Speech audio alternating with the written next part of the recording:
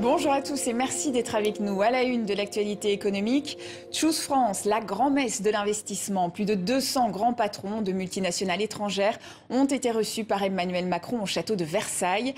La 6e édition de ce sommet est marquée par une annonce record d'investissement, 13 milliards d'euros, ce qui devrait permettre de créer 8000 emplois. Parmi les principaux projets, il y a la création d'une immense usine de batteries électriques dans le nord de la France par une société taïwanaise pour 5,2 milliards d'euros.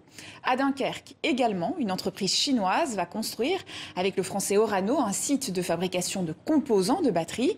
Et en Moselle, c'est une usine de production de panneaux photovoltaïques qui va voir le jour. Un investissement de 710 millions d'euros avec à la clé 1700 emplois.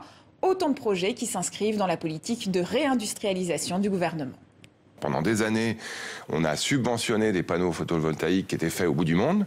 Là, on va avoir des panneaux photovoltaïques made in France, comme on aura des batteries made in France, des voitures électriques made in France. Parmi les autres investissements en France, le géant suédois de l'ameublement Ikea va injecter 906 millions d'euros ces 3 prochaines années pour financer des projets dans les énergies renouvelables et l'économie circulaire. Quant au géant américain de la pharmacie Pfizer, il prévoit d'investir, comme l'an passé, 500 millions d'euros supplémentaires dans l'Hexagone.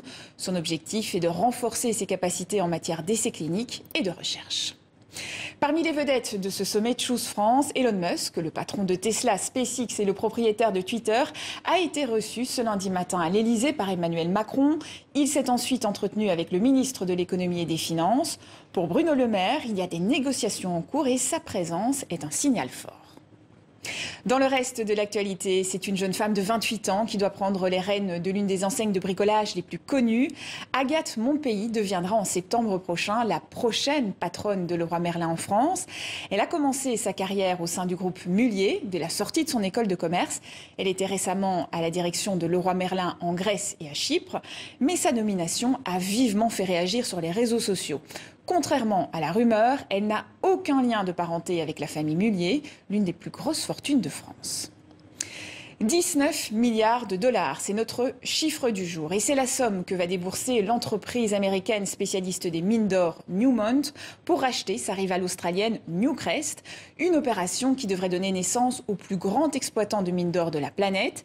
Comme les découvertes de gisements se font plus rares et que les investissements sont colossaux, les acteurs ont tendance à se regrouper pour réaliser des économies d'échelle. Et c'est la fin de ce journal de l'économie. Merci à vous pour votre fidélité. Excellente suite de programme sur TV5 Monde.